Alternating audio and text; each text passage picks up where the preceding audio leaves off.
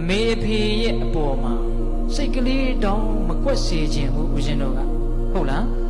အမေအဖေလည်းပုထုဇဉ်ပဲမဟုတ်တာတွေရှိမှာပဲမကောင်းတာတွေရှိမှာပဲကိုယ်အပေါ်ဆိုးတာတွေရှိမှာပဲသို့တော့အဲ့ဒါတွေကမပြောပါတော့ပါဘူးသူတို့ကကိုယ့်အပေါ်မှာကောင်းတာတွေသူတို့ကကိုယ့်အပေါ်မှာထားတဲ့မေတ္တာတွေနဲ့စာရင်ကိုယ်စိတ်တိုင်းမကြတာသူတို့မကောင်းတာတွေကနည်းနည်းလေးပါဟုတ်ရဲ့လားကိုယ်စိတ်တိုင်းမကြတာလေးနည်းနည်းအတွက်နဲ့အင်မတန်ကျေးဇူးကြီးတဲ့အင်မတန်မေတ္တာကြီးတဲ့မိခင်ဖခင်တို့ရဲ့အပေါ်မှာစိတ်ကလေးနဲ့ပြစ်မှားမယ်ဆိုလို့ရှိရင်အဲ့ဒါအင်မတန်ကြီးတဲ့အဖြစ်ဖြစ်ပဲဟုတ်လားသူတို့ရဲ့မကောင်းတာလေးနည်းနည်းကို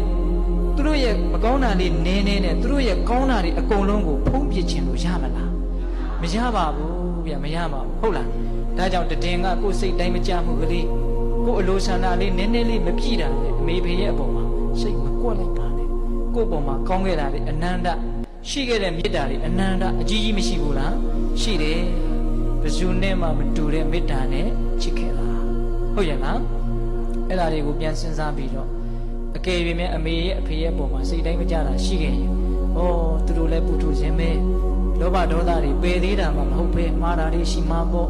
အဲ့ဒါတွေကိုနားလည်ခွင့်လွတ်ပြီးတော့ကောင်းခဲ့တာတွေကြီးခဲ့တဲ့မေတ္တာတွေ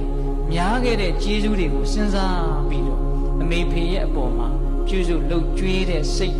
ပြုစုလှုပ်ကြွေးတဲ့အမူအရာတွေရှိဖို့မလိုဘူးလားအကယ်၍ပစ္စည်းဥစ္စာမတတ်နိုင်ဘူးဆိုရင်လည်းပဲလူတိုင်းတတ်နိုင်တာရှိပါလေအဲ့ဒါကဘာလဲဆိုတော့ချိုတာတဲ့ဝစီကံအေးချမ်းတဲ့မနောကံမေတ္တာလောက်တော့လူတိုင်းပေးနိုင်ပါလေဗျတချို့အဲ့ဒါတောင်ပြန်မပေးဘူးနော်အမေဖေကိုအဲ့ဒါလေးတောင်ပြန်မပေးဘူးနော်ကြွေးရမယ်မွေးရမယ်ဆိုတာဝေးရောဟုတ်လားချိုတာတဲ့စကားလေးလောက်တောင်ပြန်မပေးနိုင်ဘူးအမေအဖေကိုချိုတာတဲ့မေတ္တာလေးလောက်တောင်ပြန်ပြီးတော့မပေးနိုင်ဘူးဟုတ်ရဲ့လား